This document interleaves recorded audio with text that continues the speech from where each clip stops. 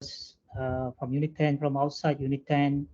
I understand maybe we have people from organization, training providers from various institutions joining this session this morning as part of the bigger National Training Weeks program. Yesterday, I think Dr. Johanna also presented her part, and I joined the session almost like 3/4 hour of the whole session yesterday. It was very good, very good, excellent session yesterday. And some of the tools that Dr. Johanna introduced yesterday is basically can be used as part of the tools that we can use, especially in the context of online learning, online teaching. So basically, the topic today is very much in the context of designing online learning. So because I think nowadays and moving forward, post-pandemic, online learning or designing online learning environment, online education is no longer an option. So moving forward, I think we are going to do more kind of hybrid classroom, blended learning, or even fully online learning, online session, open and distant education, ODL. So this, to me, the way I look at it, is going to be very big in the next few years to come. So let me share the screen this morning. We are going to talk about one of the model or the framework, which is evidence-based. Evidence-based meaning that is backed up or supported by research, something that has been shown to work. How do we design our online course, our online teaching in such a way that is going to be effective, it's going to provide similar, if not more, learning experience as in the face-to-face learning environment. So this is something that I think I've been trying to do when I do my online course and delivering my online session. So let's see how much I can incorporate these elements from the framework into the session this morning. Okay, so let's see whether I can walk the talk or I just talk the talk. Okay, all right, so let me share the screen. I hope by now I'm quite familiar with Microsoft Teams. Let's see whether I can work this share content screen window. Okay. You got this, Prof. Yeah, the entire screen. I will share the entire screen. Let's pray the internet will be kind enough to all of us. Okay, Jana, can you see my screen on the module on the screen? Yeah. So I'm going to share with you this module, and I will copy the link in the chat. Or if you can also access this on the phone if you like. There's a QR code here, and this is a short link which I hope you can share also far and wide with your colleagues, your friends, so that we can spread this out. We can get other people also to benefit from this module. Yeah. All right.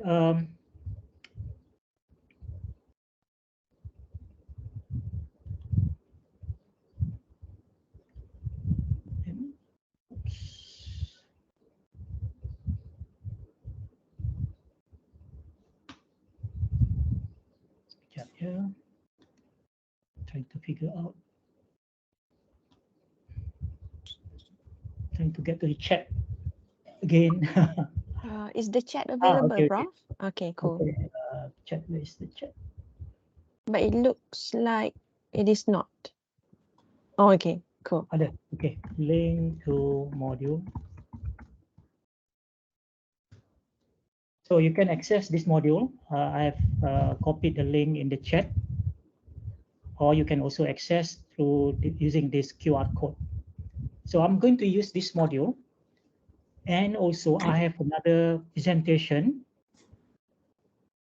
This is not a PowerPoint. Actually, I have prepared or I've created this presentation using the AI tool. So I'm going to share with you also. And I find that it is very useful because you can create a presentation in terms of the content. You can use ChatGPT, then use this particular application called Gamma.app, yeah, Gamma.app to prepare the presentation. So these two AI tools work together. Right. So basically, the title this morning is creating engaging online learning environment. So we are talking about the online context.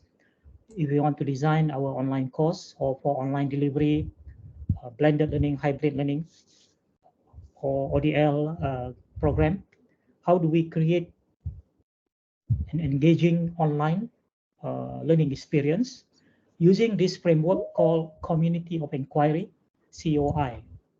So this framework is actually was introduced, I think, in 1990 something, 1999, if I'm mistaken, from the original work. I think this one, yeah, critical inquiry in a text-based environment, computer conferencing in higher education by Garrison, Anderson. These are the main people, I think, who proposed this framework. So there's quite a number of research that has shown that this framework is very, very relevant, which we can use those educators involved in designing online learning, especially ODL. And now I think almost everyone need to understand this framework. Not only ODL people, but everyone need to understand this community of inquiry framework, because moving forward, as I mentioned just now, we are going to do more of blended learning, more of hybrid learning, ODL, fully online program, and so on. So this is one of the references that you can use to read more on the research that has been done on this framework. So I just want to say this because everything that we do must be substantiated or supported by research, so that we know that it works. It's just a matter of how do we adapt, contextualize it into our own course, our own application. Okay. So I'm going to share the link to this presentation later, but for now, we are going to use this module. Okay. Now, yeah, this module is actually a very comprehensive module.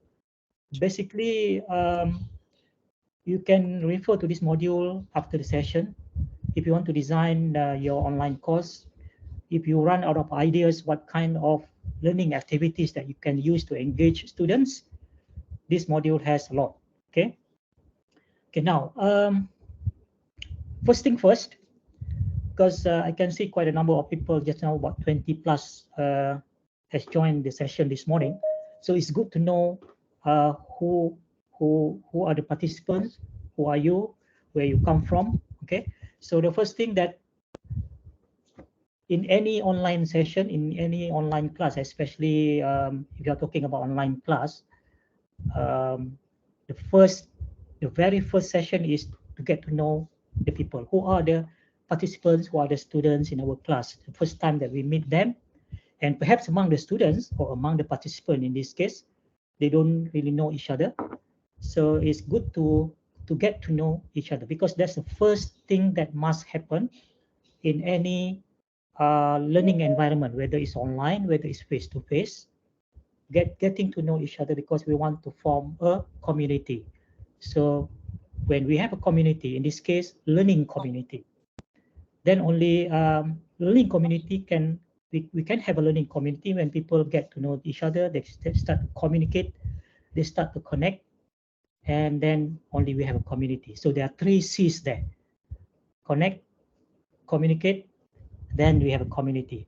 So, ladies and gentlemen, thank you for joining this session. Nice to meet you. Tak kenal maka tak cinta. Okay, so this is basically the ice-breaking part. Of course, there are many ways of doing this. Padlet is one of the. Yesterday, Dr. Jehana have explained in great detail different ways of using Padlet. So for our session this morning, I don't want to use Padlet. Okay. I want to use something else. So let's do our ice breaking session very quickly. There are many ways also to do the ice breaking. So for example, we can play games, give 2 truths and 1 lie about yourself, or give a clue about your hometown or home state, and we will guess your location. So what I want you to do now, on the home page,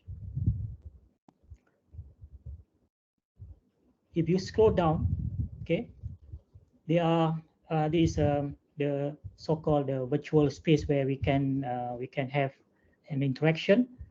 So all you need to do is just click in the box, introduce yourself, your name, where you're from, what you are doing, basically. So if you want to play the game, maybe, oh, I'm from this town, give some landmark and get people to guess, you can do that as well. But at least if you can introduce yourself, your name, where you're from, where you attached to, what you are doing, basically, that will be good enough for us to get to know each other who are in the session now. So can we do that now for like 2 minutes or 3 minutes here?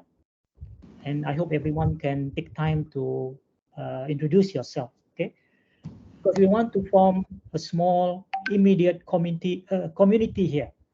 So we're going to talk about a framework called community of inquiry. So the term community there is the first thing that we need to really understand and experience it during this 2-hour session. So everyone, can you do that now? Your name, where you're from. You can say more, of course, but basically just those are the essential things. Where you are attached to, which university, which institution, or if you're from training provider, what kind of training that you offer or you conduct, your experience, anything that can give some information or background about yourself, right? So just wait for maybe 2 more minutes here. For those who just joined, you can find the link to join this module in the chat box, yeah? Or you can also scan this QR code to access this module on your computer or on your device. So the first thing that I want everyone to do now is to introduce yourself so that we get to know each other, which is the first thing, connecting to each other. Connection is the first thing that must happen. Then only we can communicate. If I don't know you, then probably I don't feel comfortable, or I'm not ready to communicate with you. So connect, communicate. Then only we can form a community. So there are 3 C's: connect, communicate, and community. There will be no community if there are no people. But if there are people but they don't connect to each other and they don't communicate, then we cannot form an effective community. The same thing here, when we have a classroom, or when we have an online class, online session, especially now people come from everywhere. If we don't know each other, then it's not going to be effective if you want to do like collaborative work, group work, and so on. Okay, let me see whether we have respond.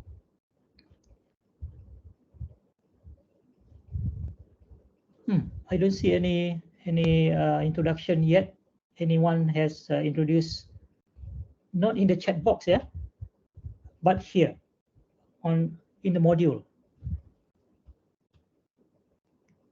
I have not seen even one here. Prof, yeah. Perhaps you need to click new words. Oh, yeah, new words. Thank you, Malinda, yeah, Puan Malinda, thank you Puan, so Puan, much. Puan Thank you so je. much. Thank you so much. Ini yang bagusnya kita ada apa ni pakar-pakar juga dalam ni. Saya pun tak perasan saya klik best kat situ. Sebab Thank you, I thank had you. the same experience. Bila saya post, nama saya tak keluar. So I just realised ada newest, then dia keluar. Yeah. Thank you so much. This is really, I really appreciate. Yeah. So we have Betty. These are the usual, the regular one. Malinda, of course, and Malinda Siva, Dr. Siva from KOM, IIUM, Kuantan. Oh, thank you, Dr. Siva, for joining. Asbarani, 3Cs to get. Okay, so summarize what I mentioned. Very good. This is also very useful. Nasrin from IIUM. Okay, so feel free also to interact with any of our friends here, our participants here, if you want to know more about them. For those who have not done this, I would appreciate if you can also take time, 1 or 2 minutes to introduce yourself here. So we have 3 more here. Yeah. So we have from IMU, UUM Sinto. Prof. Ratna. Yeah. Okay. Thank you. Thank you for joining. Right.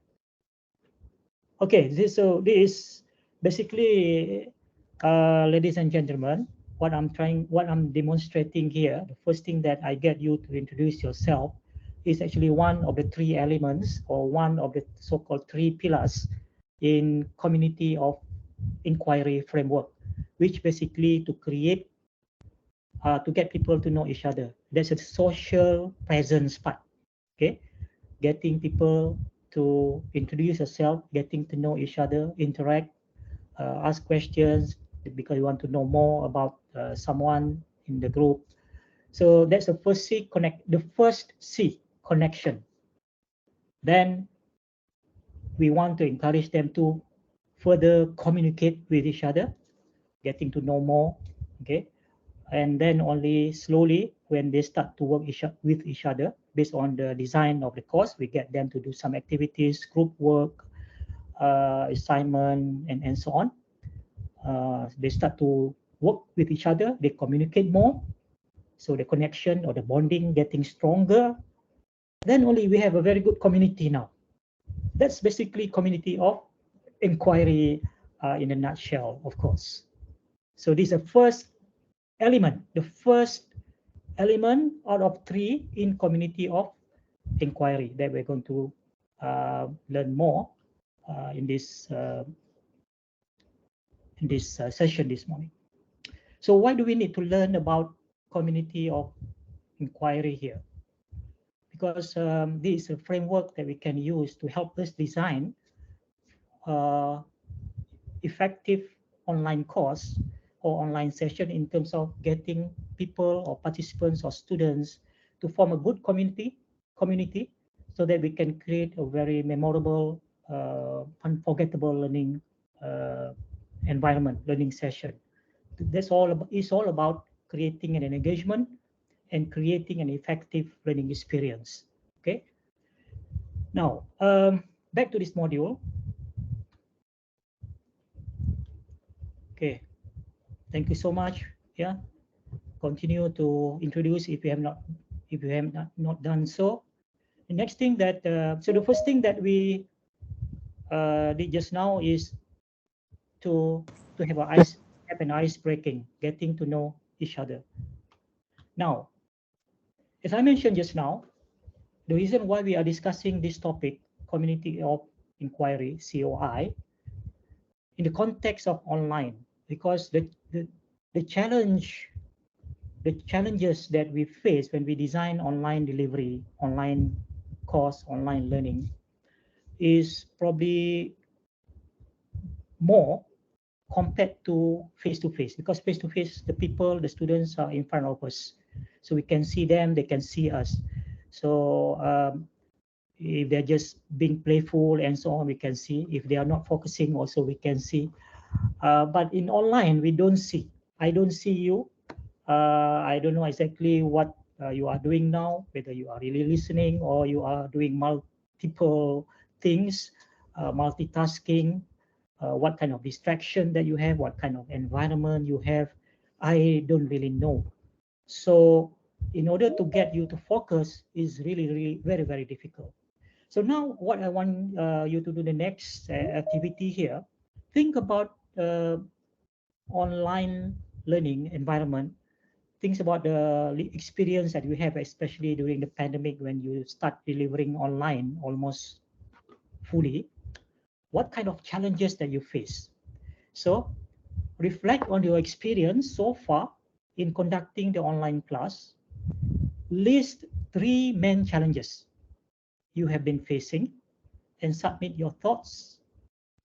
So you can click here or use the QR code. So there are a few options here. You can click this link or you can use a QR code, or you can go to browser, go to menti.com in the browser and use the code here, or I can also copy the link.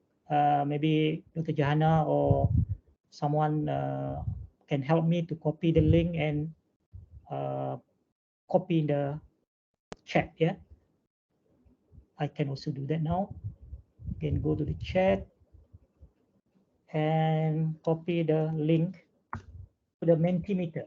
Okay. So I can see responses already coming. 3 challenges you are facing in the online teaching. Yeah. When you deliver your course online, just like what I'm doing now. Concentration. So very difficult. Concentration span is very short. Participation. Yeah.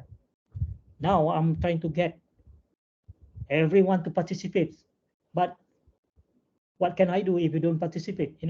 I just appeal, or I just say, okay, please everyone, if you can participate. So participation, I think most of the time probably you wouldn't get 100%. If you get 50%, I think probably good enough. Yeah. Attention, yes. Attention, concentration, commitment.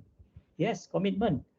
Some people just, okay, I just listen. I want to do something else. I'm reading my email, doing this, doing that. Very difficult to get someone who are really committed and focused. Talk to yourself. I think we are used to it already. I think talking to ourselves and just imagine that people are listening that somewhere. Internet connection, yes, this is real. Internet connection. My internet connection now, I'm using Unify, the highest speed that I can subscribe, 800 Mbps. Yeah, but the other side, meaning that the participant or the students, we don't know. So maybe it looks okay on our side, but on the other side, we don't really know what are the issues that they're having. Participation, receive and give inclusive feedback to everyone, to check student works, especially during online tutorial, to sustain student interest. This is good keyword there, to sustain student interest during the whole session, 1 hour or 2 hours. So this is the same challenge that I'm having now. Can I sustain your attention during this 2-hour session? Dead silence when asked to gauge on prior knowledge. Participation, assessment, attendance, no feedback at all, loss of motivation, getting student participation. How do I know students get what I'm saying? Yeah, one-way communication. Yeah, thank you so much. 28 answers here. Lack of focus, attract student to listen. I can see 23 responses here. That's about, I don't know what's the number now we have. Oh, I can see we have 90 plus now. Wow. 95. 95. I thought about 20. Just now dah nak happy dah tengok hampir semua dah respon. Rupanya kita ada 90 plus. Why not? Can you help me to get that 90 plus number here? Everyone can respond here. I think all the responses that we get so far, Dr. Jahana, I think these are all real challenges that everyone that has experience doing online are facing this. Exactly. And we don't have a definite answer for all the issues here. But what we can do, we'll try to learn as much as we can the so-called the skill set that we need, plus the tool set. Yesterday, I think Dr. Jahana talked about more on the tool set and the skill set. So community of inquiry is a model or a framework that can help us to design all these elements to address some of the issues that we have here, that we have listed here. So thank you very much to all that have responded. I really appreciate it because you take time to really support me, at least in terms of moral support, so that I feel good that you are responding. I'm feeling good now. Preparation time, yeah. Well, preparation time, I would say at the beginning, yes. But as you do more and more, it's getting better and easier. And after some time, is everything is more or less mantap, comprehensive. So it's just a matter of refining the whole thing to make it even better. It would never be perfect. It would never be perfect, and perfection is not really our aim. There's no perfection in this world, but we always strive. We always have that motivation to make it better and better and better, seeking feedback from our students, from our colleagues, from experts, get them to look at our course, get them to experience, participate, observe, and give feedback, and we act on the feedback. So that's kind of continuous improvement process. Relying on technology too much, student motivation, yeah, student motivation is a very common issue. Pensyarah bersemangat, pelajar sendu. Yeah. Click response, don't know if they are listening, low motivation since no feedback. Yeah, one thing that I find that when you conduct any online session, you really need to be at your best in terms of energy. I mean, we as the instructor, as the lecturer, as the teacher, as the trainer, we must be at our best in terms of energy, in terms of our mood, motivation, because you really need to demonstrate that during the online session. Okay. Yesterday, I like the way Dr. Johanna conducted the session. It's really very nice. It get me to focus as well. I participated in the pedaled, Dr. Johanna. Maybe you don't notice. I'm not very sure. Okay. Now the next thing. So thank you very much, everyone, for participating in the first in the activity just now. Second one, if you don't mind, of course you don't mind, right? Now having all these issues that just now, we have shared here, and reflect on what we have done in our online course, the way we conduct the online delivery, the way we design it, the way student response, and so on. Looking forward and learn from all the lessons that we have learned and the feedback. If you could change one thing in online teaching approach now, what would it be? So again, you can use a QR code, or you can let me copy the link in the chat.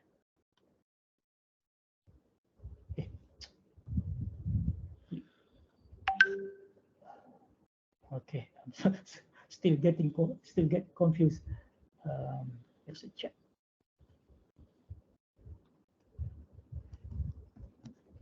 Okay, there's a link in the chat if you want to use a link.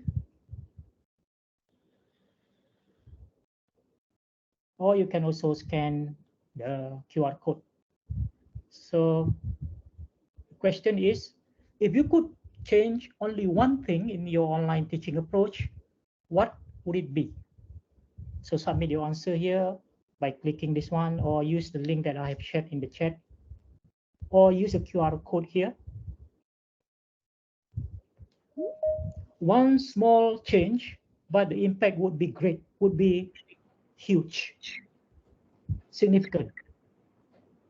So think about it carefully. What would be one small change? So meaning that you use the leverage, in physics, when you use the leverage, you only put a small effort, but you can get big impact. So you put a small effort, you can a small force, you can lift a very heavy object. That's what leverage means. So you can have one small change, but the impact would be significant in terms of students learning, in terms of student engagement, in terms of addressing those challenges in typical online class. So feedback from the audience, yes, I think I strongly agree with this one. Feedback is very useful. I really appreciate feedback from students, from colleagues, because that would help us to see where we went wrong, or where we didn't do well, or where are the gaps, what can we improve. Sometimes kita shock sendiri kan, kita rasa everything good, everything perfect, but actually we are not so much we are not aware of how our students or our participants would perceive the activity or the assessment. So we need to know from their side so that we can see what are the gaps or where we went wrong and so on. Diversify your content to include no tech scenario. Well, yeah. So we want high tech, high learn, or we can also do low tech, high learn, high touch. Spare some time in the beginning of the class to check the understanding of on previous topic. Yeah, that's a part of the checking the prior knowledge, checking for misconception, misinterpretation. So that's also very important, as um, I presented this in the how learning works here, evidence-based, checking prior knowledge, gaining attention, so that students are ready, provide enough scaffolding so that they are ready to do more complex problem solving, and other activities. Student-centered material. So there is one thing that you believe can change significantly your classroom. Use more tools to get students' attention and participation. So we are talking about diversifying the tool that we use. Yesterday, Dr. Jana mentioned, janganlah guna Mentimeter atau Padlet every class kan. Minggu ni kalau ada 3 kelas, tiga kali itulah Mentimeter, tak habis-habis kan.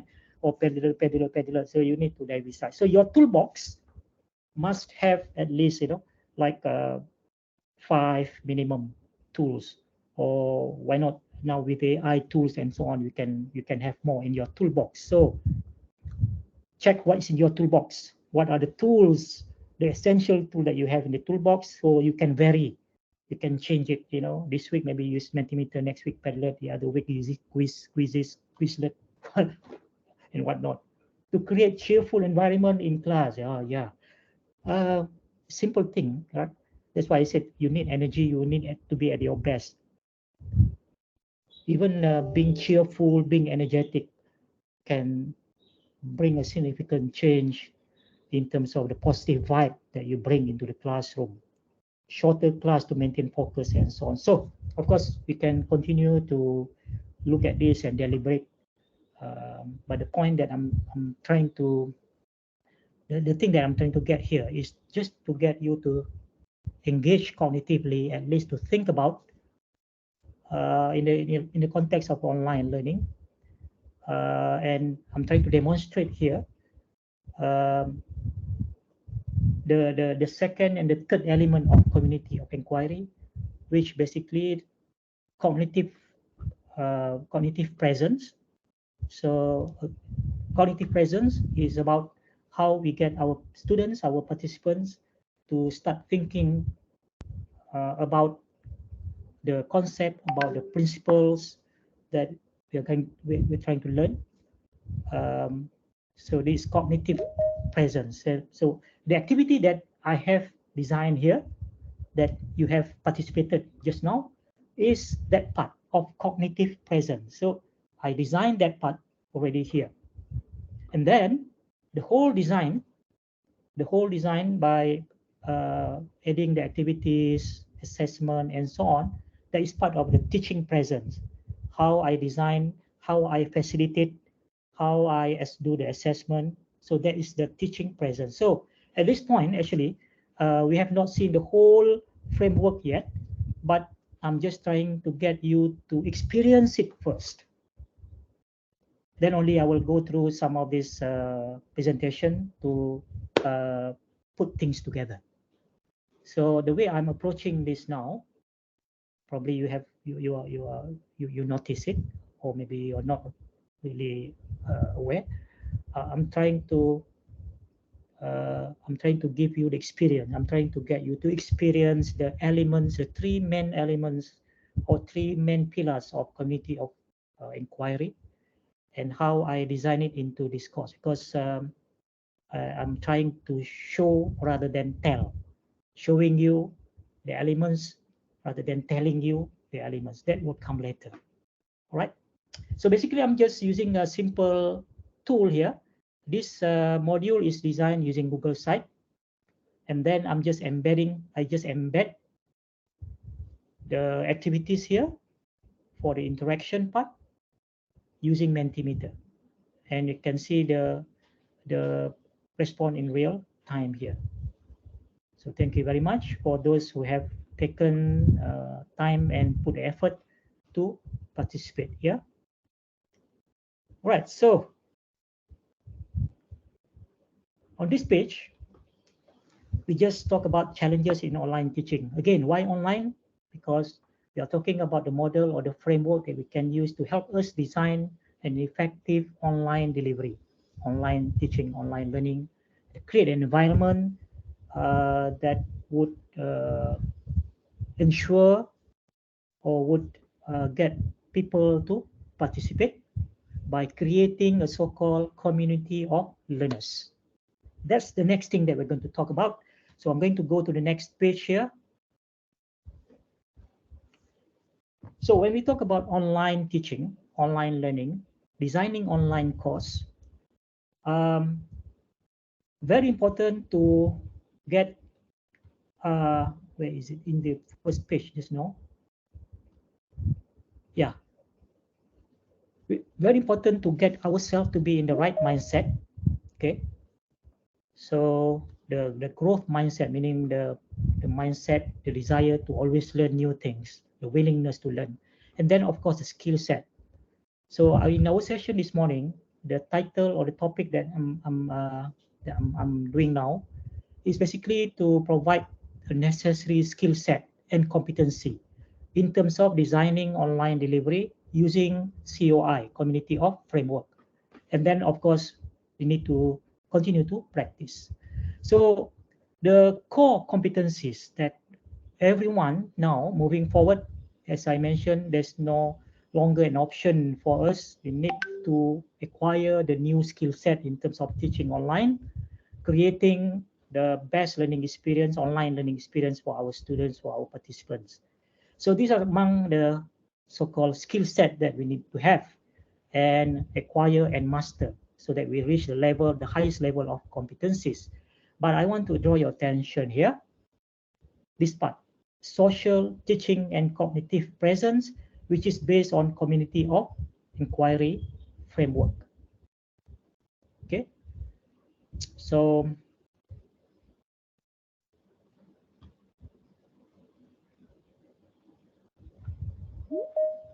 now I'm going to dive in now to the framework, community of inquiry. But before that, I just want to get your, how much do you know? So this prior knowledge part here. How much do you really know about the various frameworks, which is research-based frameworks? Yeah. How many research-based frameworks that you are aware of in terms of the model that we can use to design our online delivery? Okay. So I will copy the link, or you can go to menti.com and that's the code. I think it's probably easier for me to copy the link in the chat now, so that you can click the link and you will go here. So the question is, are you familiar or at least aware of the following frameworks for learners' engagement, especially in the online course, in the context of online learning environment. So yeah, let's see. We have community of inquiry, Gilly Salmon's 5-stage model, which I quite like also. R2D2 model, Curtis Bonk, very famous professor on ODL, especially online education, online distance learning, open and distance learning. Very prominent eminence professor, Curtis Bonk. TEC tech variety, also by Curtis Bonk. And there's a book on this one that he give for free. Absorb, do, connect. There are more, of course, but these are some, I believe, the more popular one, the model or the framework you can use to help to design your online delivery, online learning environment. And I can see, yeah, community of inquiry here. It's good to see that we have one on tech variety here. So 9 and 10, baru 10 baru 10 orang response. So you want to see more? So I want to see how many of you are familiar with community of inquiry and other frameworks. 5 frameworks, more popular one that we can use to help us designing our online learning environment. Okay.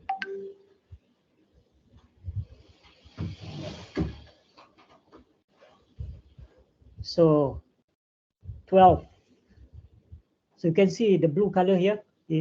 Apparently, community of inquiry is the more popular one. Yeah. All right. So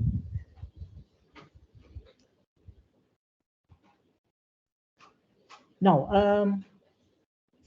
there's some explanation here. Very briefly, the explanation or description of each of these model. And I want to share with you this book by Curtis Bonk and Elaine Ko here. This is free. You can download the book. You can download it here. Yeah. And it contains 100+ activity for motivating and retaining learners online. So you will never be running out of ideas, because in this book, if you read the book, there are 100+ activities that you can use. So in terms of teaching presence, how you design the whole thing, your online course, come to activities that you can use to engage students. Engage student here, meaning that you can engage cognitively, you can engage behaviorally, you can engage emotionally. So if you don't have ideas, you can just look at this book and just pick and choose any of the 100+ activities, contextualize it to your own course. So this book, I don't know how many of you really know about this book. Maybe you can put in the chat. If you say you have read this book or you have used this book, please say yes. If you are not aware of this book or never use it, please say no in the chat. In the Zoom, yeah.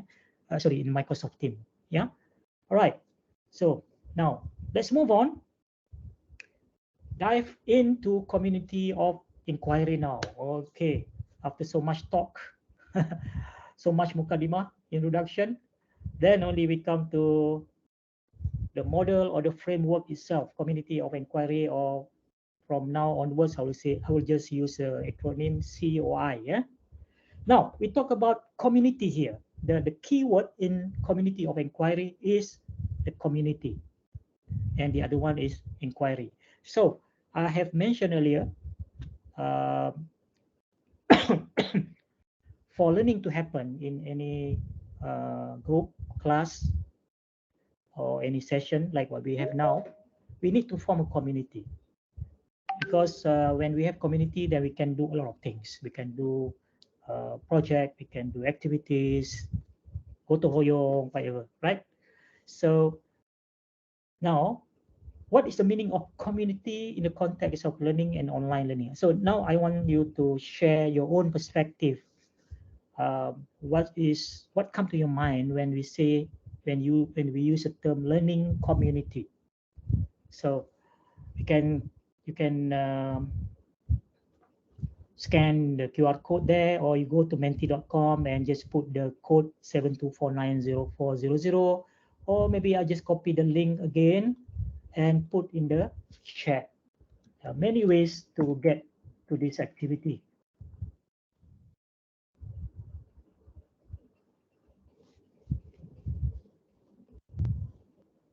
You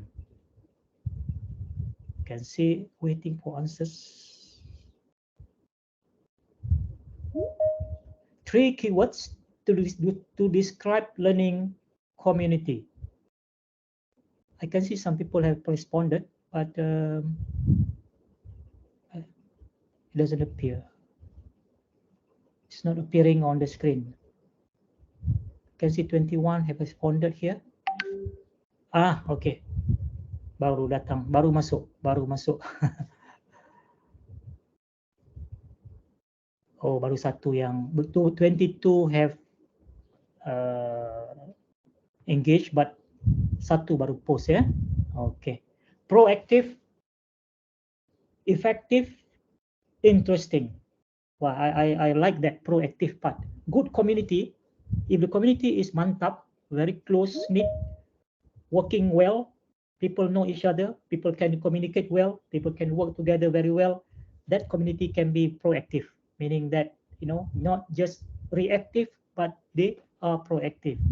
Okay, sharing knowledge, learning from each other, discuss, collaboration, critical thinking, collaborative. Yeah, you can see collaborative is bigger now. Communication, yeah, I like that. Sharing, yeah, sharing is caring. If the community is not really close, they don't really know each other, how do we expect sharing kan?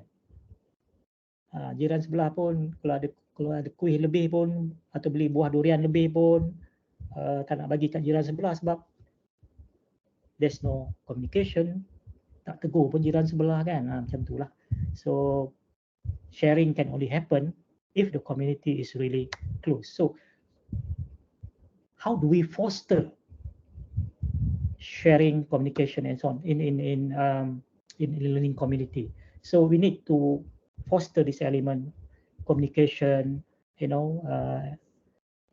connection and communication, and then create activity to get them to do more, to communicate more, so that the bonding becomes stronger and stronger. Then only we have a very good learning community. So I believe not only in the context of online, but also in the context of face-to-face, if you can create an environment where students really able to communicate each other well, really current and very close to each other.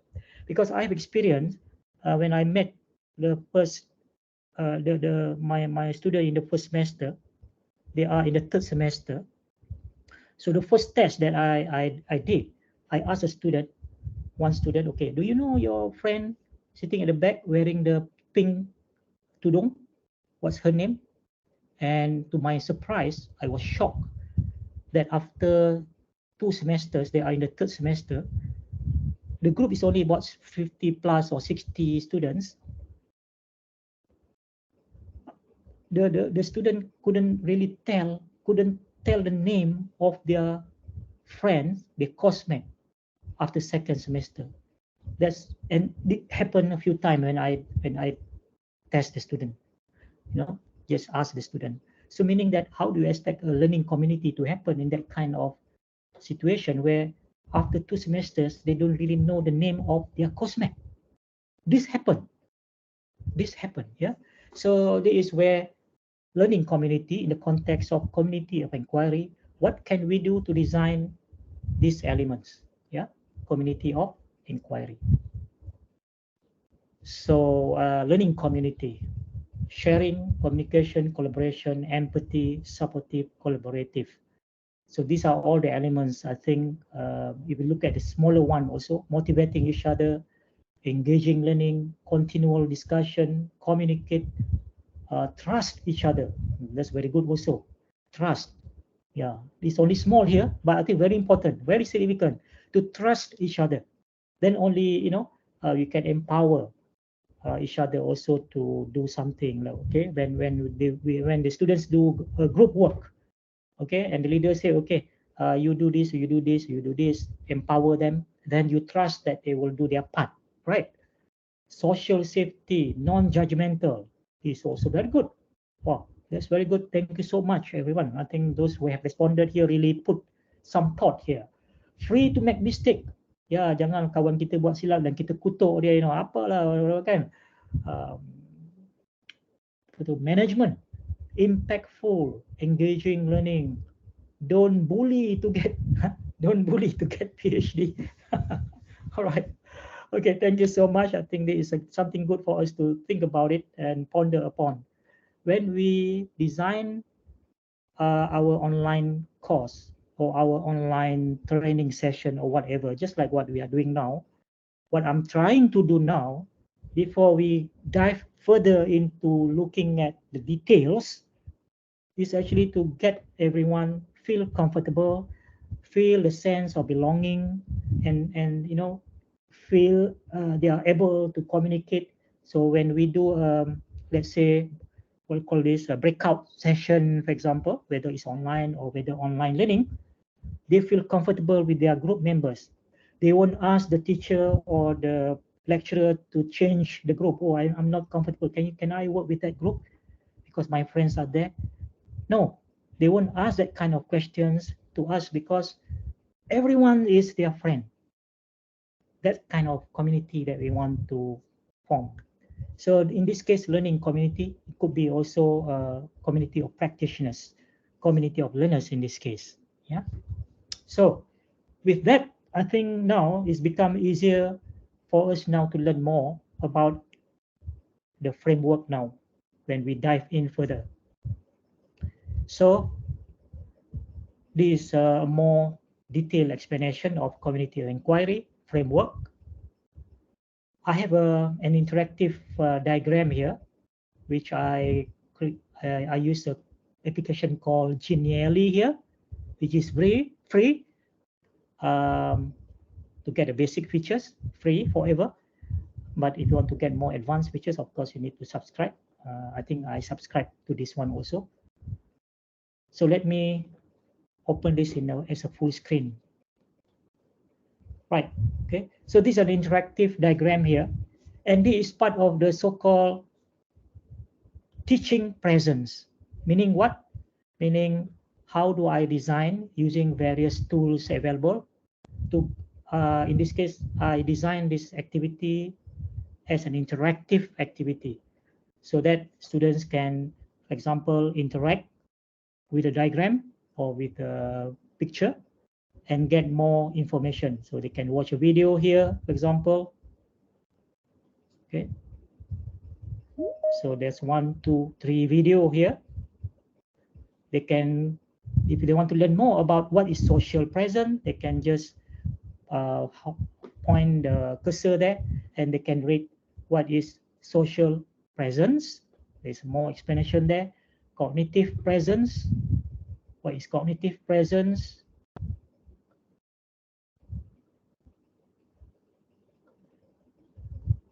Okay. Oh, dia lari-lari pula ya.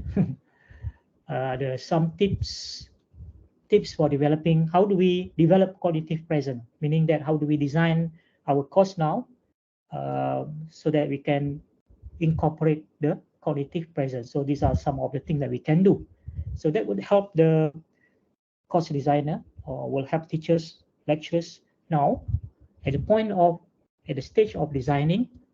Then it's okay, how do I do this? How do I incorporate more social presence? How do I incorporate more cognitive presence?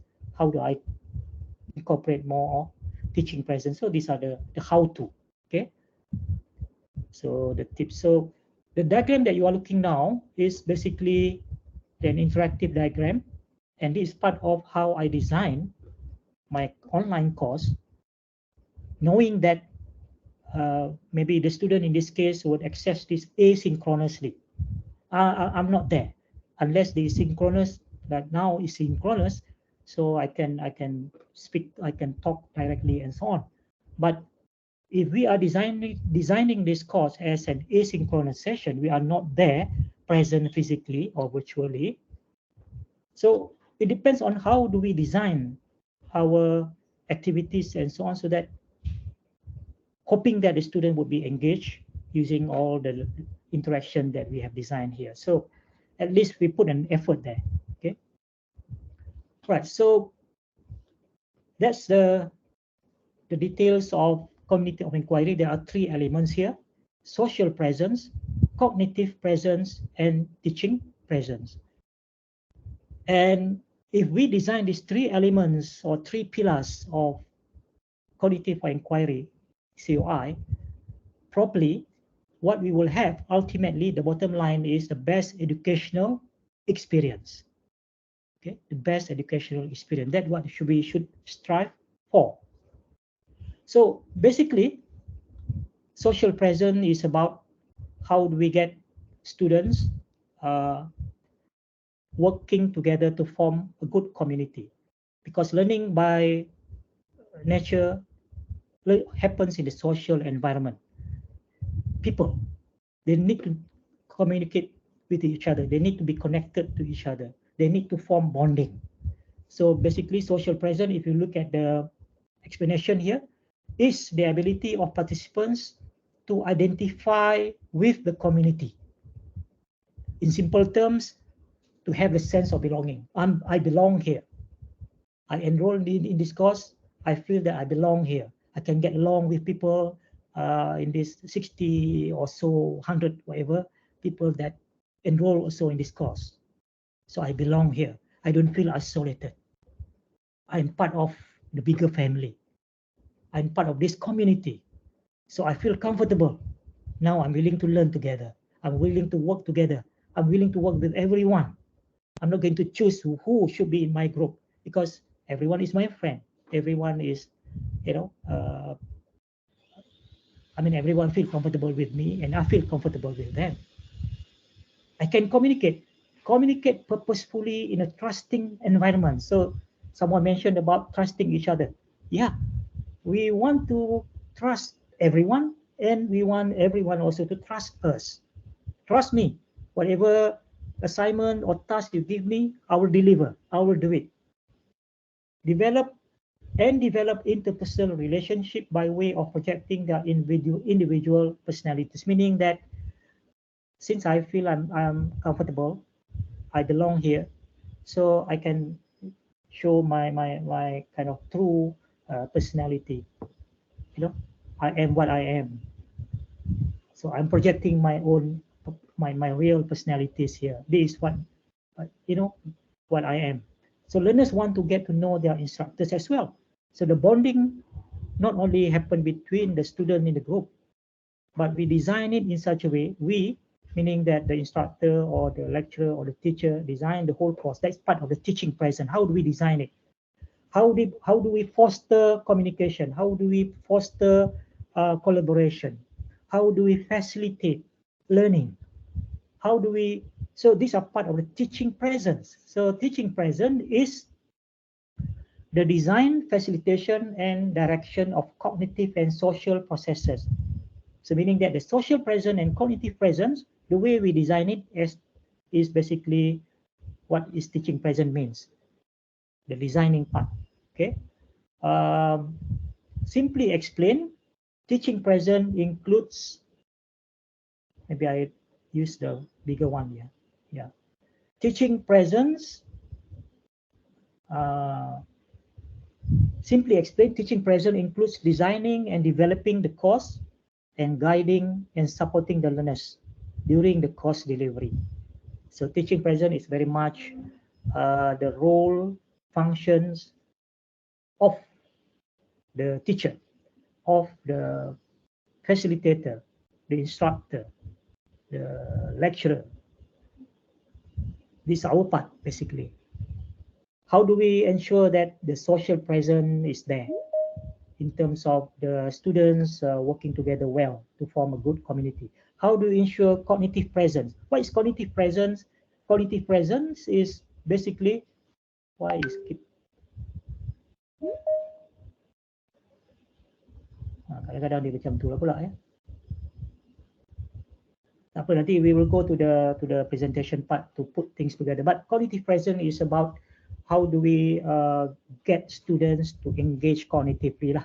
Simply put, get them to think, get them to engage with the content, get them to engage with the activities that we design for them. Whatever activities, learning activities, the assessment part, the formative, everything that we do. Just now, you have done a few activities, right? So I design it in such a way so that you have to crack your head, or you have to kind of think, putting the thinking cap or thinking hat, so to speak. So that is basically the cognitive present. So how do we ensure that the students would some activities that we design for the low order thinking, some activities that we design for higher order thinking, those are the cognitive domain in Bloom taxonomy. So that's essentially, ladies and gentlemen, the community of inquiry theoretical framework for engaging online learners in a nutshell. Of course, in this module, as part of the teaching presence here, I have prepared also, I have incorporated variety of content here. I have video, I have interactive diagram, I have images, I have text, I have again interactive activities here. So these are intentionally designed so that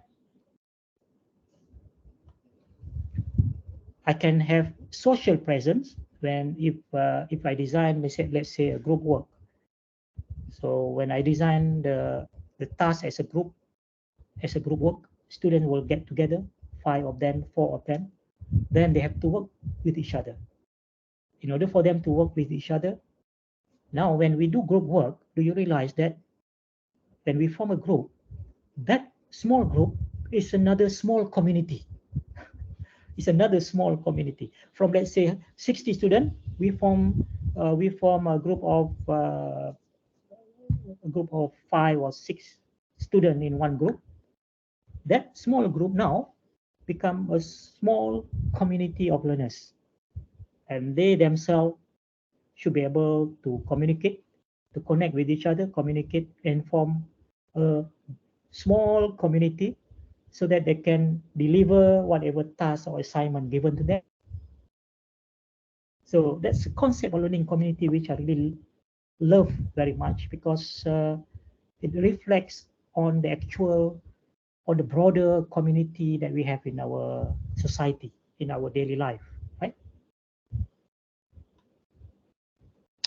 Now, at this point, before I move on, question. So you can unmute the microphone, or you can put question on the chat box. So maybe we pause for a while now for Q&A. Anyone like to ask questions or share your thoughts on what I have presented and what we have done just now? Assalamualaikum, Prof. Waalaikumsalam, Puan Linda. Talking about the framework of COI, Mhm. if let's say for courses, Mhm. self-learning courses online, MOOC, perhaps, the community, I mean the students, will enroll not in one single time kan. There could be some of them yang dah enroll, there could be some of them yang baru enroll. So how can we create that social engagement? That's very good questions. Very good question, because MOOC by its nature is designed for asynchronous asynchronous learning. Yeah. So meaning that the teacher, the facilitator, the instructor will not be there almost all the time. Sometimes we can see also MOOC offer to have like a 1 hour session, like every week or every 4 weeks, for example.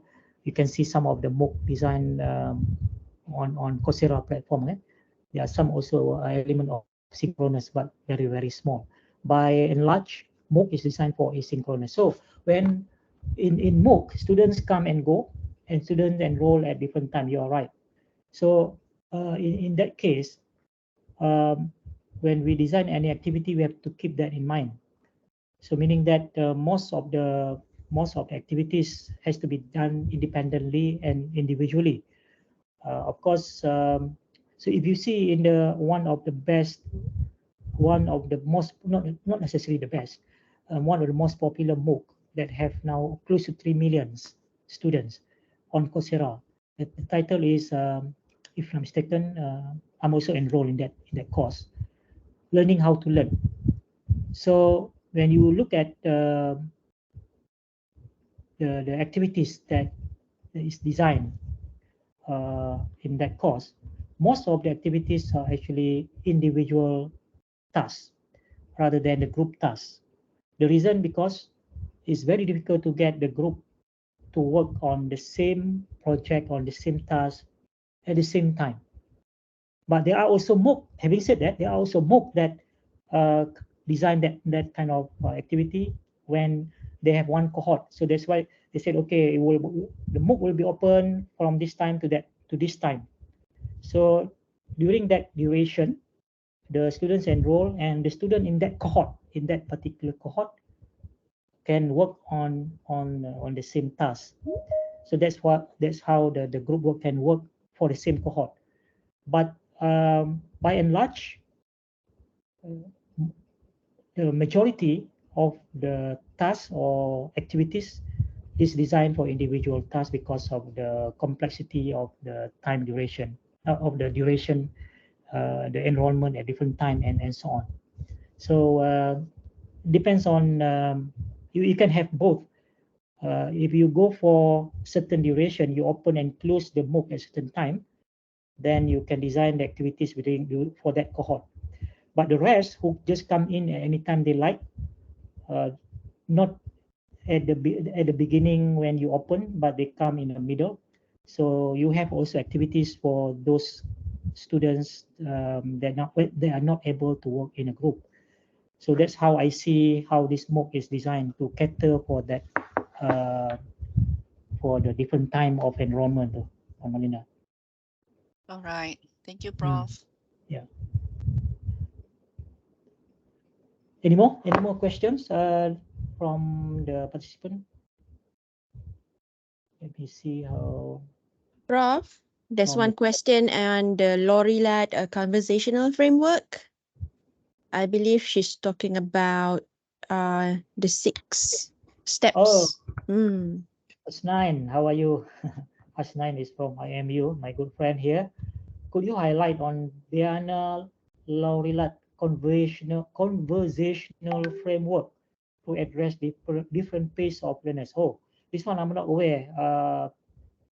Apa ni, Hasnain, this is something new for me. So this, let me just copy and paste.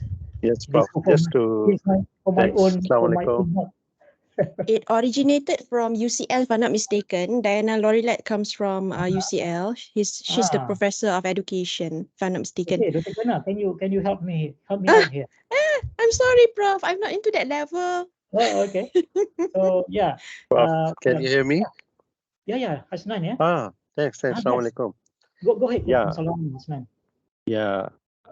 Just to highlight, like I think what she mentioned in her framework, that we should try to understand the interaction between community, like learner, and interaction between content and learner, and learning environment. So I think you have highlighted also, like, like start and end of MOOC. So if we keep this in mind while designing any online or ODL course, so not only interacting with learners, you could actually let them interact with content and let them interact with the learning environment. So that could actually make, address this different pace issue. That's just my thought, Thank you so much, Hasnain. I really, this is what I love when I do sharing. I'm not teaching, basically I'm sharing. Yeah, so I get to learn something new every time. I really appreciate that, Hasnan. And by the way, I just quickly uh, Google just now. So I get this one from Future Learn. Yeah, by the way, Future Learn also one of my favorite platform. And we have this course, the conversational framework. Diana Lorilat uses this video to introduce. Yeah, why not, everyone? Uh, let's enroll in this course. We learn together, and how this framework introduce conversational framework and the 6 types of learning it embraces. I think this is great. This is something, yeah, it's a simple distillation of many theories of learning developed over the last 100 years or so to support teachers in designing for learning. Okay, so yeah, bookmark this one, enroll after the session. Thank you so much, Hasnan. I definitely will learn more on this. Um, yeah, any more?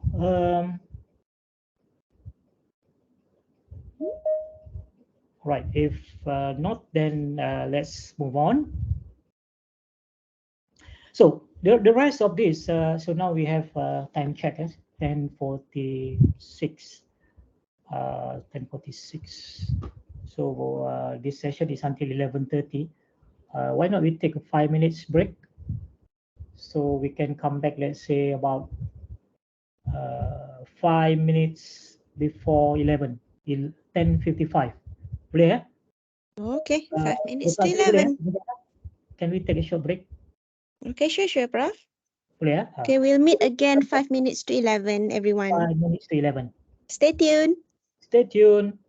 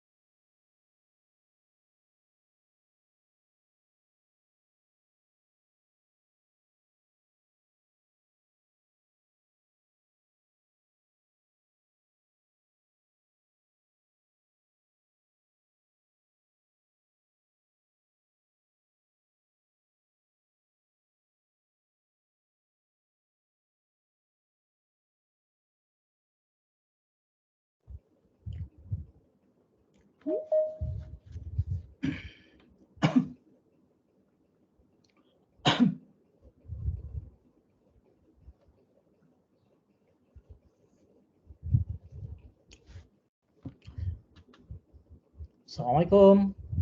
Selamat pagi, selamat sejahtera. Dr. Jana, boleh kita teruskan?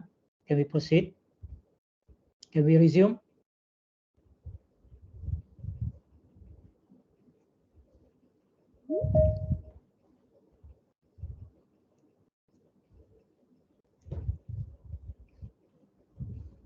Okay, Prof. Boleh. Boleh, okay. Boleh, Prof.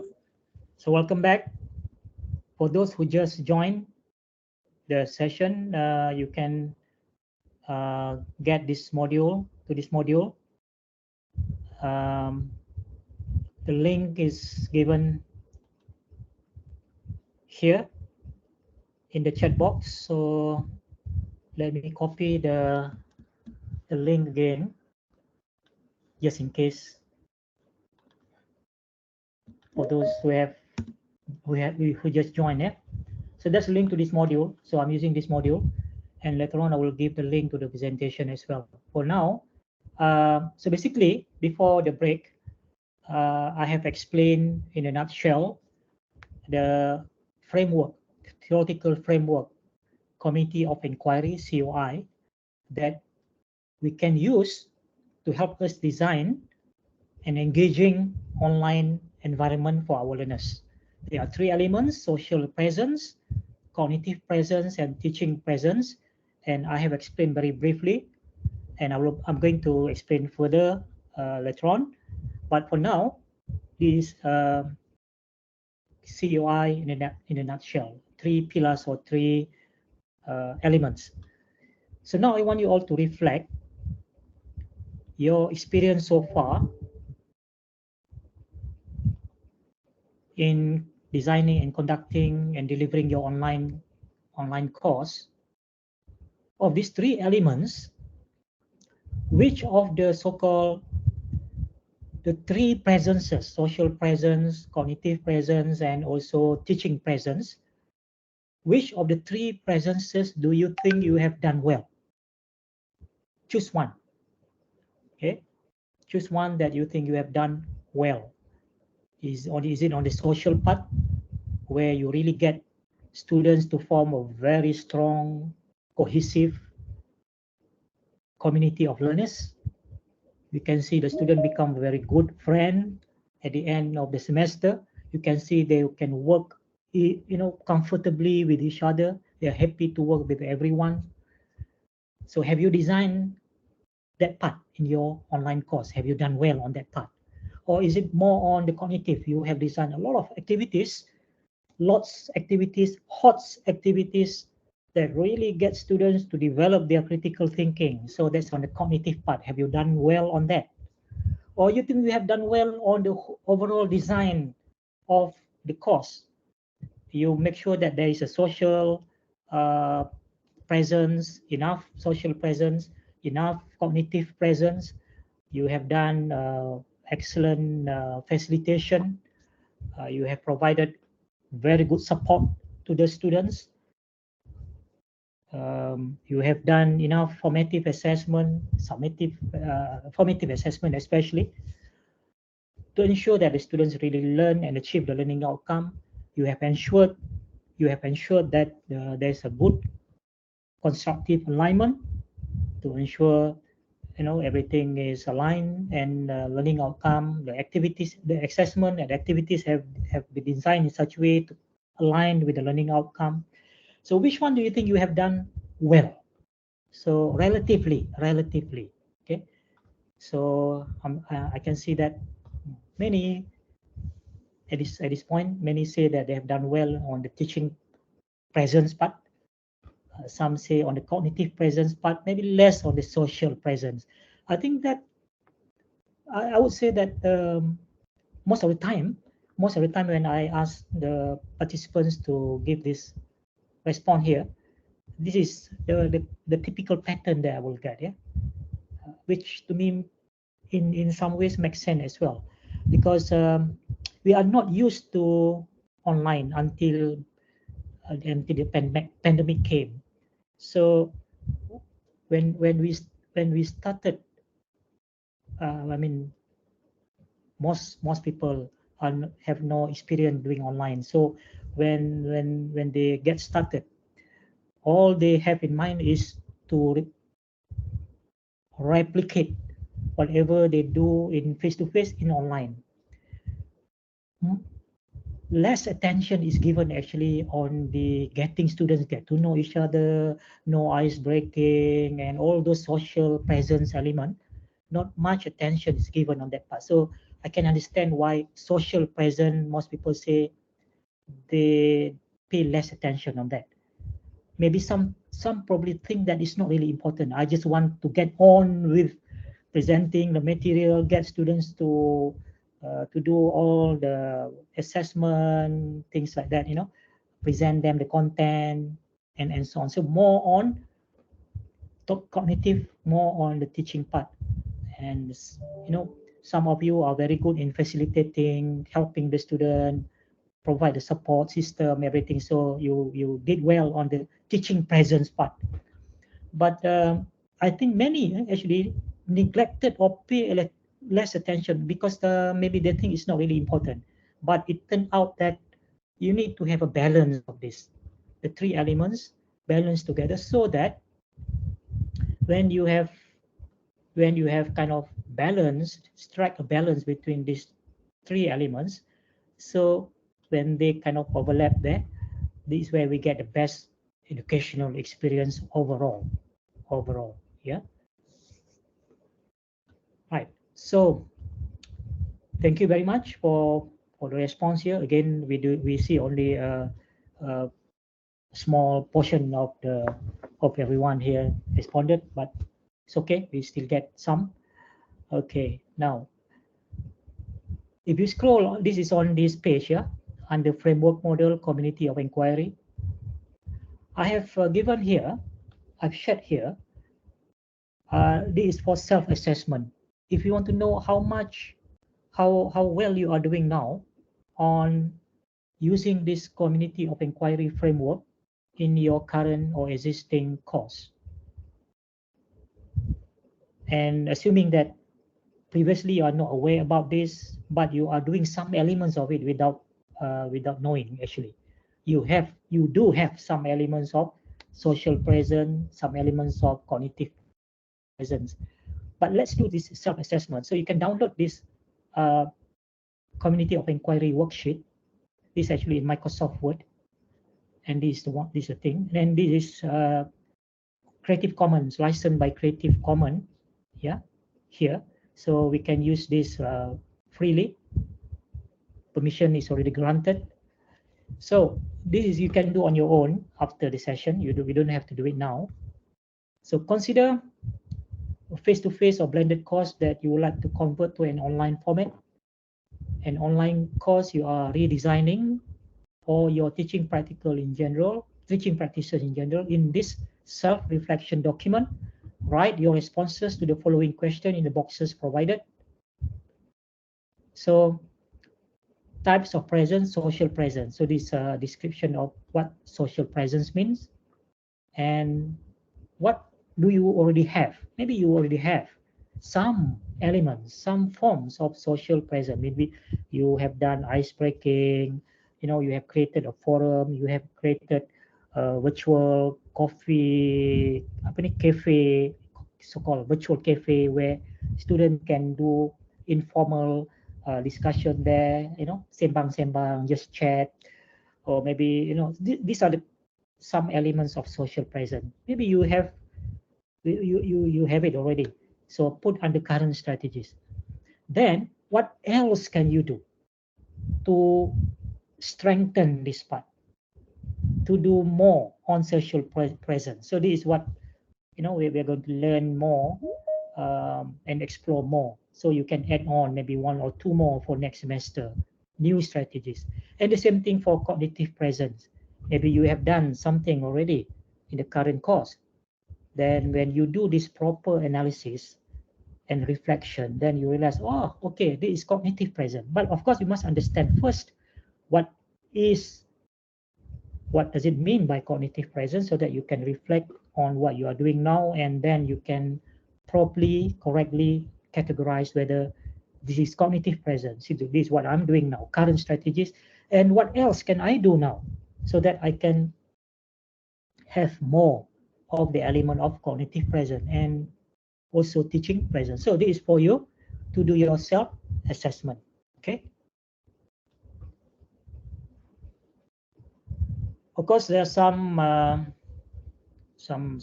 further reading here, and for your information, when I provide additional reading, further resources, further reading, and so on, this is part of the so-called teaching presence as well. Yeah, because here things that I do to support students' learning in the form of providing more information, further reading, videos, audios, podcasts. So we point the students to other resources that selected, of course, selected resources, and we empower the students now to explore further.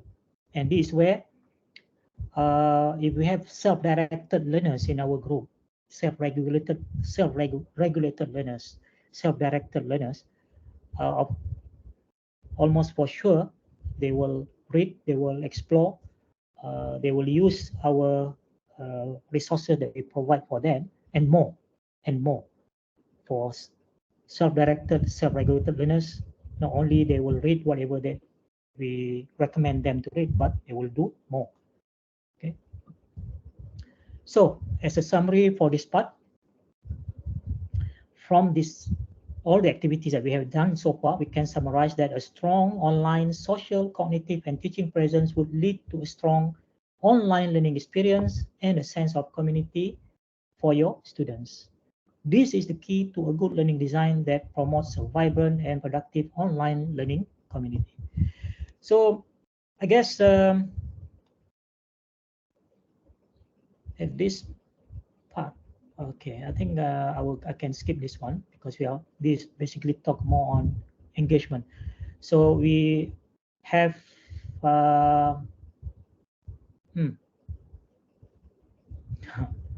this is supposed to be activity. I forgot to clear this part. Never mind. I will skip this part because I think we have talked about the why we need to design our online course using some framework. So in this case, community of inquiry, because we want to make sure that the student will be engaged in our course. So there are some of the activities that I have designed here to go more into the engagement part. So now I think we are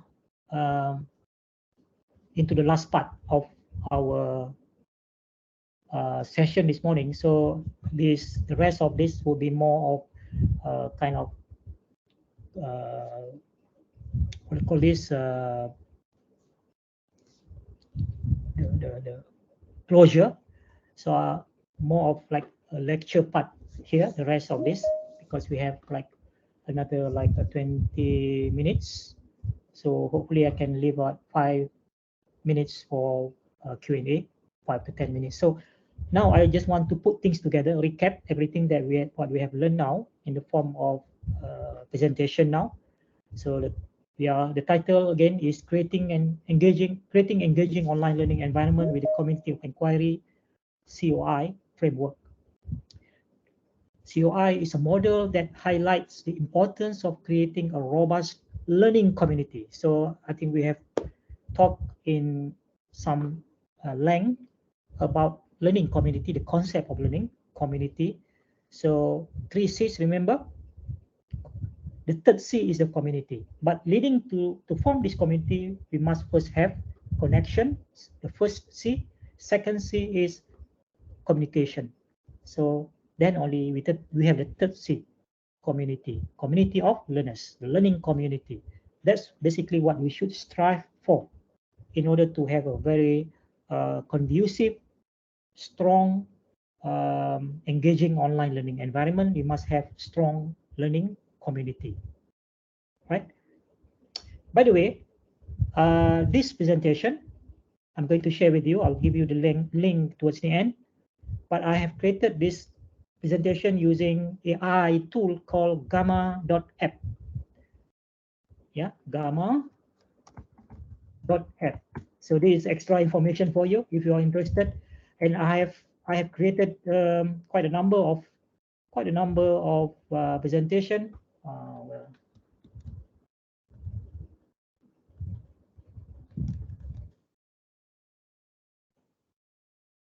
And I begin to like this. I'm using a free version because really very useful for me. What I did, I create the content, the outline of the presentation, give the title of course, and the outline using ChatGPT, and bring everything into Gamma, and then ask Gamma to come up with the slides. Okay, so this is what I have basically.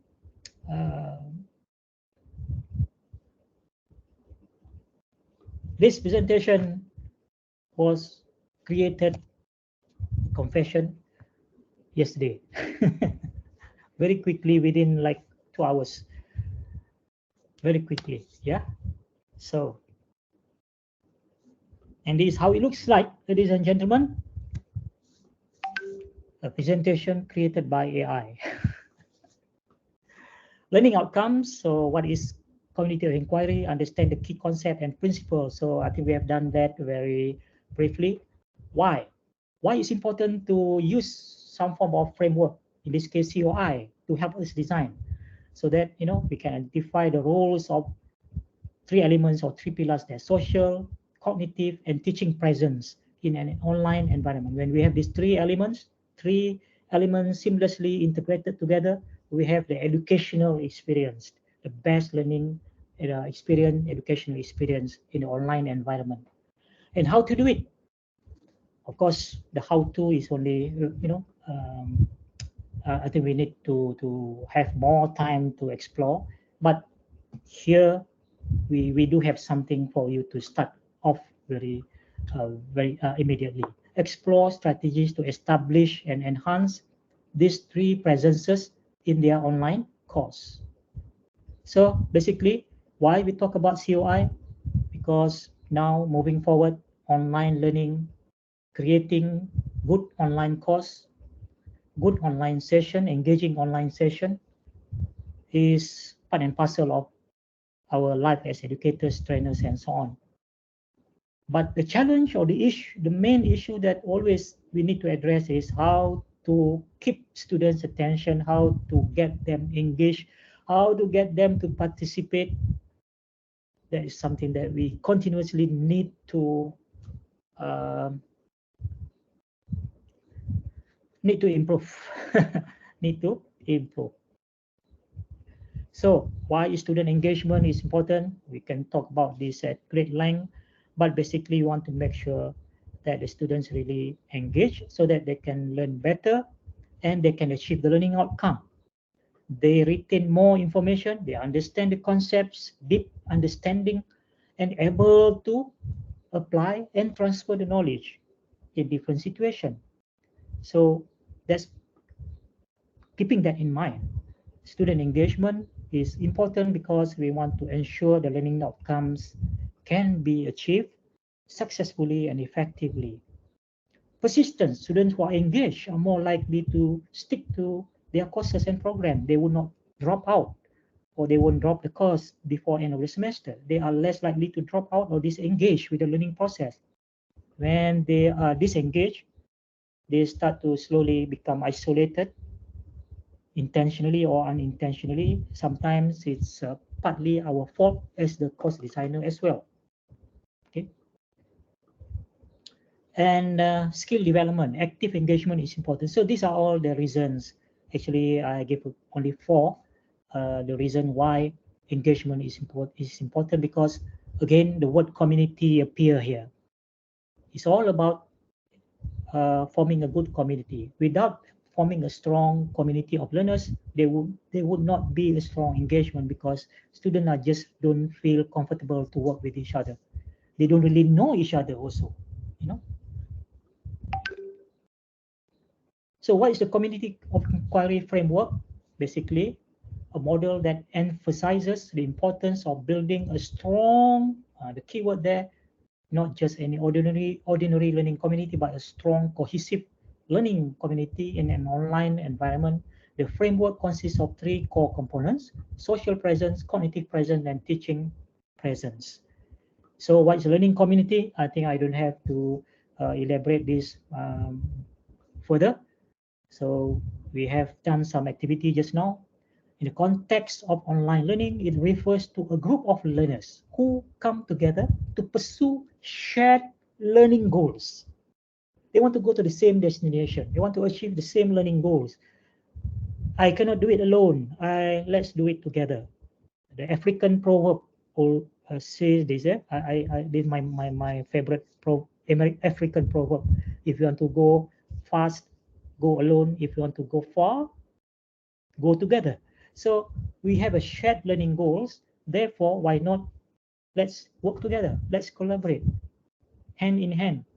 So this community is characterized by regular interaction. So that's part of the social presence. Shared experiences, mutual respect, and collaborative work. So how do we design this so that the student have interaction? How do we design this so that the student have shared experience, mutual respect? How do we design so that they can work collaboratively? That's part of the teaching presence. And then, of course, we have cognitive presence in terms of how do we get them to, think critically so that they are able to solve problems. Some of the activities are on the lots, some of the activities on the hots. That's actually cognitive presence. So, characteristics of learning community, again, you can click this one, expand. So these are the characteristics of learning community. So keep this in mind. There are 6 points here. When we design our course using community of inquiry framework, so some of these are actually addressing the social presence. Some of these are addressing the teaching presence, and so on. Yeah. So this is one aspect I like about this AI tool here.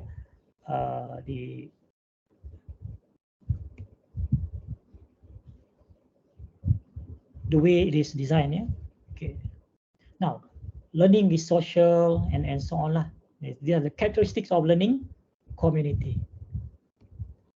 Now, what is community of inquiry framework? This is basically more detailed explanation of community of inquiry framework. Holistic approach. It provides holistic approach to online learning. So we are looking the design of online course in terms of the how do we deliver it online. Keep in mind that we design it for maybe asynchronous rather than synchronous. If we have synchronous, probably it's easier. I would think that synchronous is many of the issues we don't have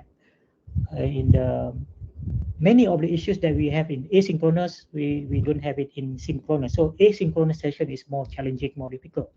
So when we design it, keeping in mind that this will be for asynchronous session like MOOC, ODL, and so on. So it provides a holistic approach to online learning, encompassing cognitive, social, and teaching presence.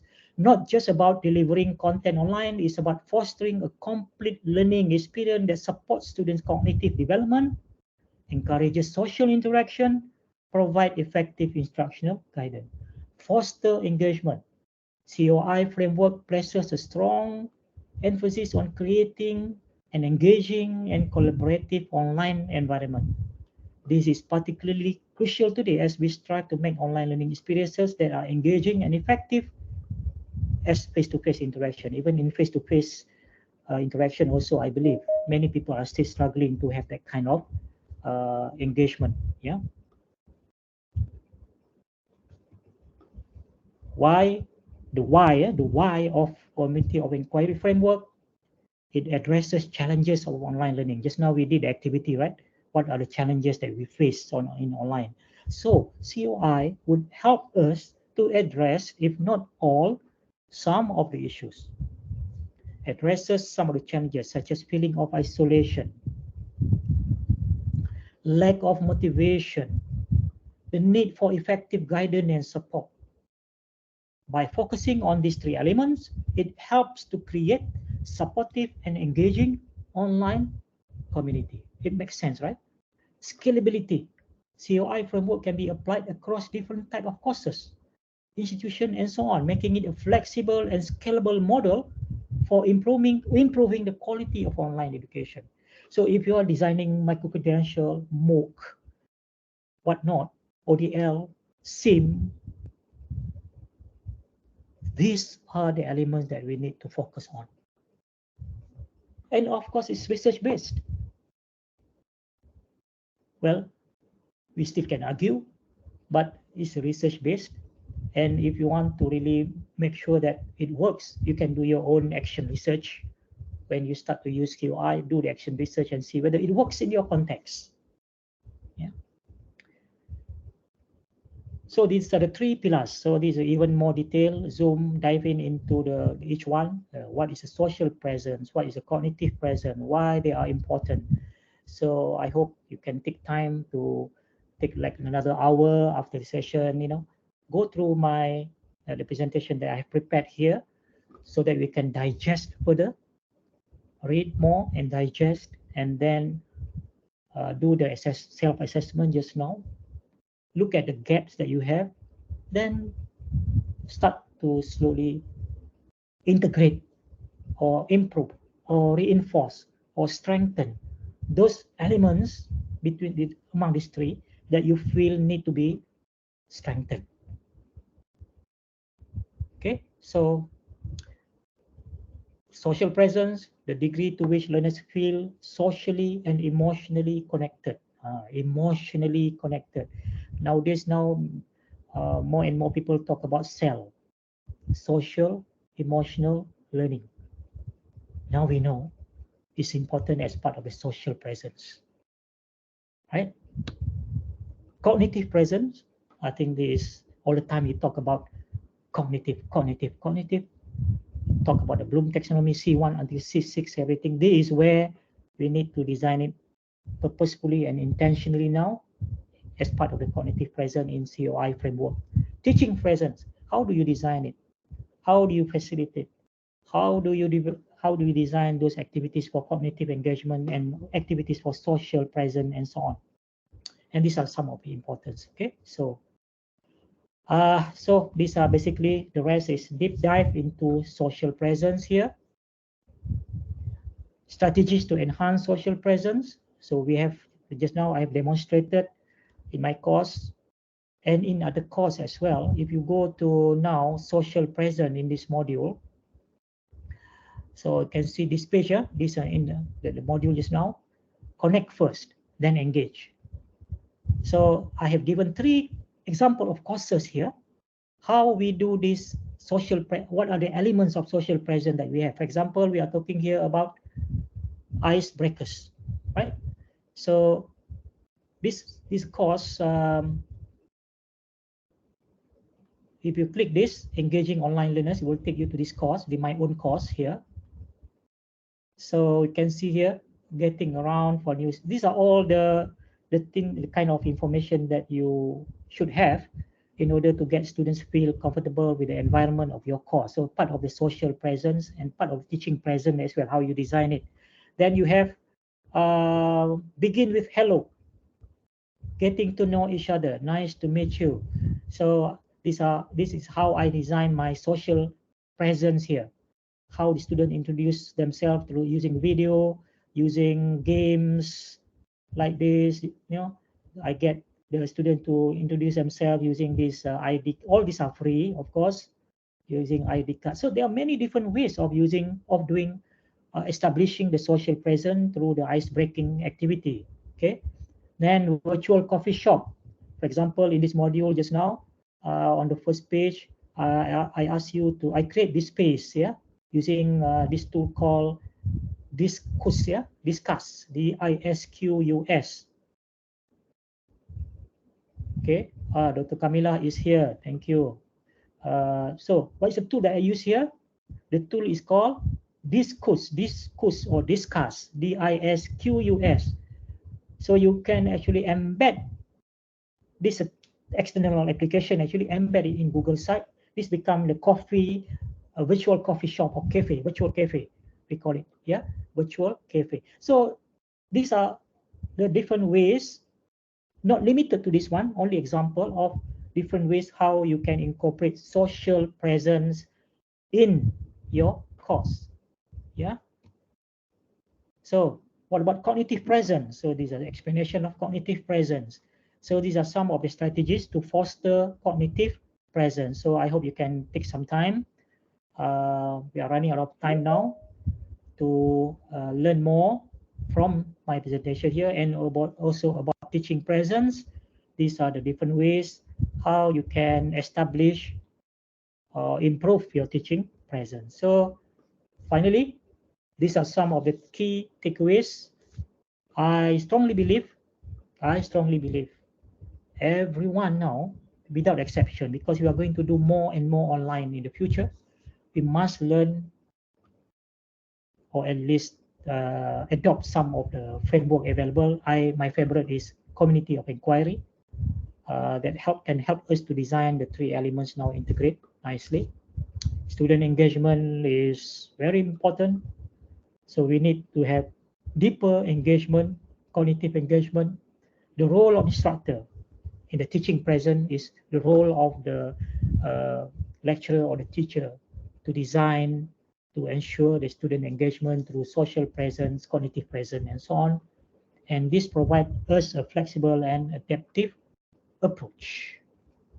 Okay, so let me jump back to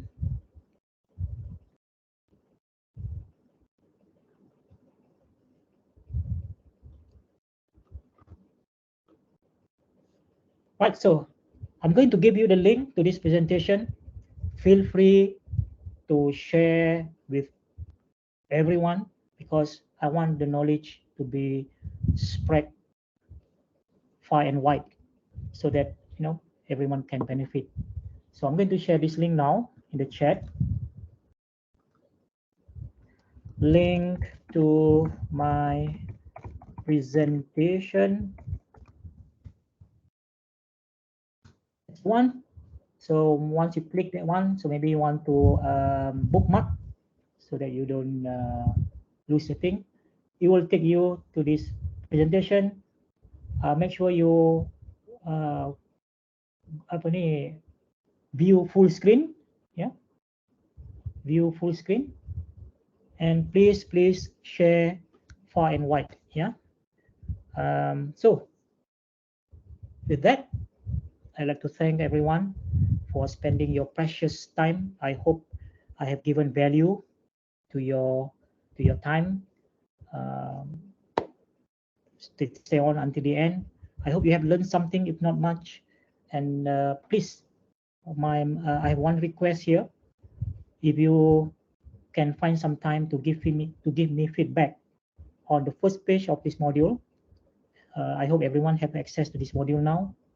So please give me some feedback as to how I can improve further this module, and how I can improve further my delivery just now, so that the next time round I can do better.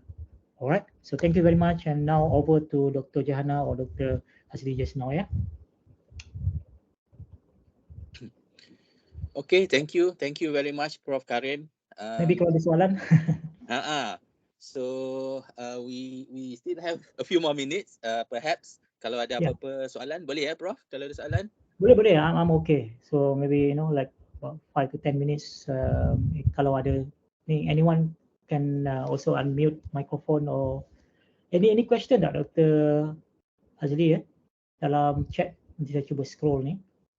So far tak ada. I'm looking at the chat. I'm trying to see whether ada soalan ke. Please, okay. We need to have more motivating factors here. Gamification, yeah. Thank you, Hasnan. Yeah, these are part of the teaching presence. Yeah, Hasnan. How do we design our learning activities? those activities can be part of it for cognitive engagement, part of it for social presence, part of it for cognitive presence. So we need to learn more. So we need to expand our knowledge. What kind of gamification we can have, what kind of interaction we can have, what kind of HOTS activity, what kind of LOTS activity. Remember the book just now, Tech Variety, 100 plus activities that you can choose from if you don't have ideas what to do. But of course you have to choose selected one that contextualize your needs to your course, the nature of your course.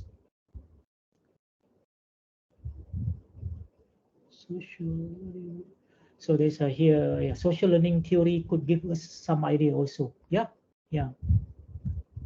This social learning theory was said by Bandura, Hasnain. Bandura. Yes, Bandura. Prof, you're right. Yeah, you're right. Yeah, Bandura, Correct. kan?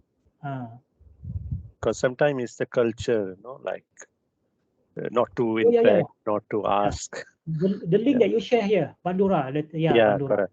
I recall the name. Yeah, banyak they talk about all the social, emotional learning. All right. So I don't. If I miss, then please unmute the microphone. If I miss any question that I'm trying to see. If you allow me, can I ask just to sure. elaborate more on the iterative nature of learning experience design? Okay.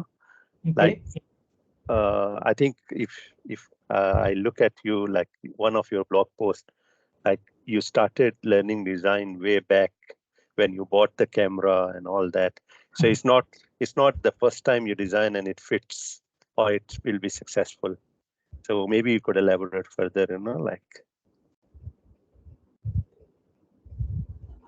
Elaborate in terms of what when I first get started, right? Yeah, and it's like we should not be demotivated, like you design the course and like right. it may not be successful in first attempt. And Exactly. I think what you have highlighted today, the way you demonstrated the knowledge sharing part and ask your colleagues to give you feedback, that would enhance a lot. Yeah, it's a long and winding journey. So even at this point, I still find myself learning new things from some of the session that I attended, even by a junior, lecturer.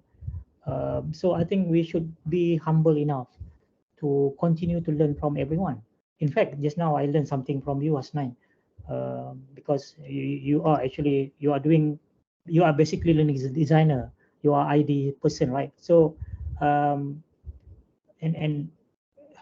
in fact, even if let's say an engineer, but very much into learning design, pedagogy, and so on, they probably will learn and pick up something new, because this is the area of instructional design. I think is very wide, and now with the technology coming out almost like every week, every month, there are always new things.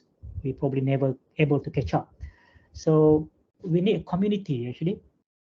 That's why my Facebook is I changed the name from Aspiring Academia now World of Academia. Is basically serve to share the new things.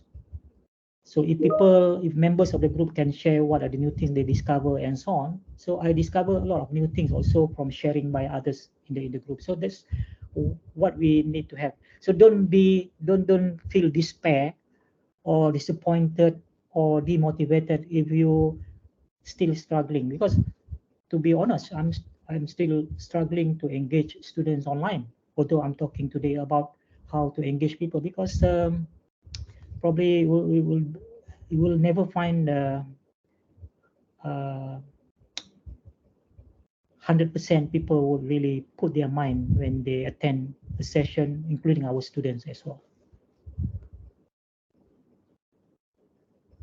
But the least we can do, we put the effort and we continue to improve, and especially learning about the psychology of motivation, things like that. Very interesting. I'm sure many would agree that one of the biggest issue of engaging student, whether it's online or face-to-face, is the motivation part. So there's something that we need continue to learn, how to really spark the interest. So last week, I think I talked about the Ghanaian 9 events of instruction, which is the first event is about gaining attention. So how do we spark the motivation? How do we spark the curiosity so that the students feel they want to listen more, they want to learn more, because we have sparked the you have invoked the curiosity. Things like that we need to learn. The new models and so on. What works, what don't work. All right. Any more? Okay, Prof, ada satu soalan dekat chat. Yeah. How can we embed assessment component in each component of the COI? That's probably more on the part of the design part. When we do the design part, there's the teaching presence, and the assessment part will be more, I think, in the cognitive presence part. This is where we can design several activities, including the formative assessment part of the activities, to ensure to gauge whether the students have learned or have acquired, have understood whatever that we have set out in the learning outcome.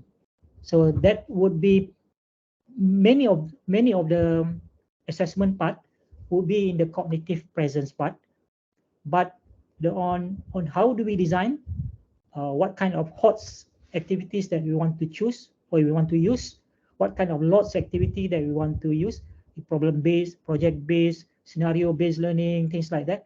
That is where that is the teaching present, meaning that how do we design and how do we facilitate, how do we provide support system, how do we provide feedback after the students have done several activities, how do we provide feedback, how do we provide debriefing, and so on. That is part of teaching presence. The actual activity, the one that we have chosen, that is actually part of the cognitive present, including the assessment, But when the students doing it in group or individually, especially in group, where they work with each other, the peer interaction and so on, that is actually the social presence. Ya. Kalau ada lagi sesiapa yang nak elaborate further based on the understanding, silakan. Ya. That's how I look at it lah.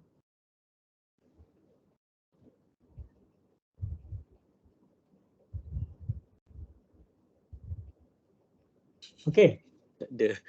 Ada lagi ya? Ataupun ada soalan lagi, mungkin last soalan.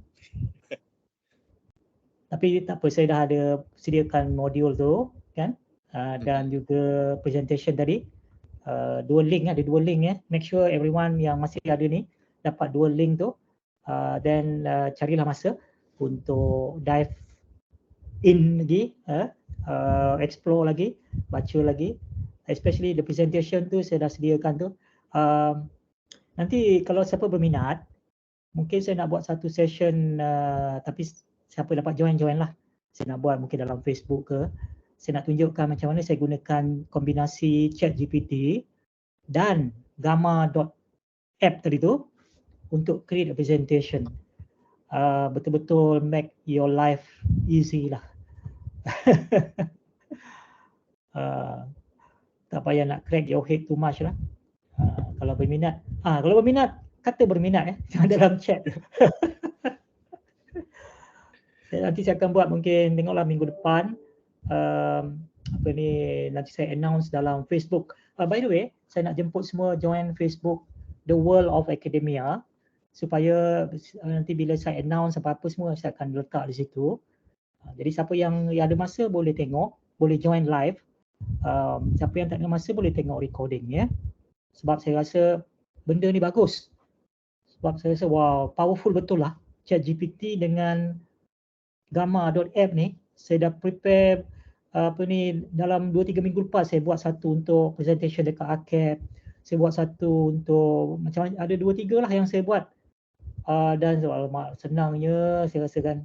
Jadi bila benda-benda yang bermanfaat macam ini, elok kita kongsikan dengan kawan-kawan kita supaya dapatlah kurang sikit stres kan. Ramai yang berminat tu, okey, kalau berminat tu nantilah insyaAllah saya akan buat minggu depan, cari masa. Ada beberapa AI tu. Yang ini kita buat kombinasi dua je, ChatGPT dengan gamma.app. Hasilnya presentation yang saya share tadi tu, itu dia hasilnya, dan ada banyak lagi benda boleh buat, tapi yang tu basic je lah. Ya. Sangat berminat ya. Okey, insyaAllah join Facebook.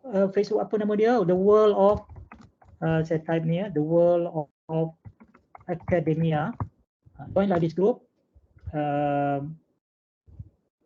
supaya ada banyak benda yang saya banyak share sekarang ni, banyak share tentang ChatGPT, AI tools ya, dalam konteks apa ni, nak memudahkan kerja kita.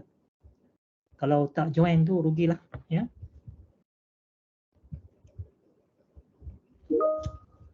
Alright, so okay kot apa ni Dr. Azli, Dr. Jana?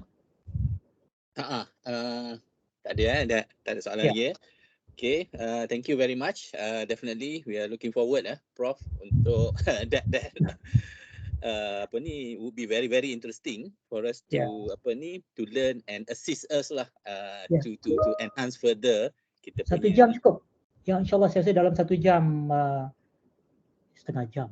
1 jam lah, 1 jam. InsyaAllah 1 jam cukup. Ya. Okay.